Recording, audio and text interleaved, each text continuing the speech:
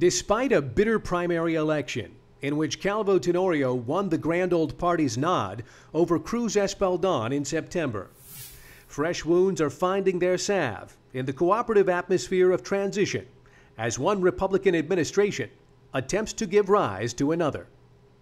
These days, Calvo says he looks forward to working with outgoing Governor Felix Camacho and even his primary election opponent, Lieutenant Governor Mike Cruz, to improve Guam's way of life on the cusp of great change.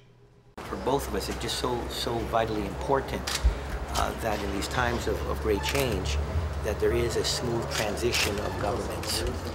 Again, I want to thank him and congratulate him and the Lieutenant Governor in that regard. The stated objective is to put differences aside, come together, and help the island prosper rather than perish during the military's $20 billion Guam-based buildup. Near the top of Calvo's priority list, fixing GovGuam's finances. Financial stability, and then of course when it comes to financial stability, that ensures that you are not spending more than you're taking in.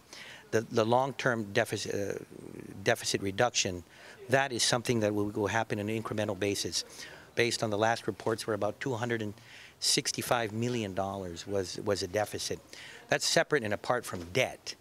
Debt is, of course, something where there are obligations, both long and short term, held by the government of Guam.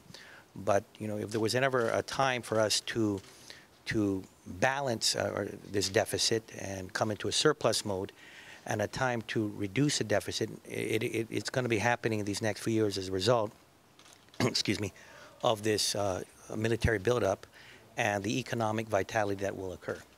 For Guam's next governor, the challenge now may be balancing Guam's hungry budget with the hunt for more federal funding and a growing appetite for more services for an inevitably expanding population.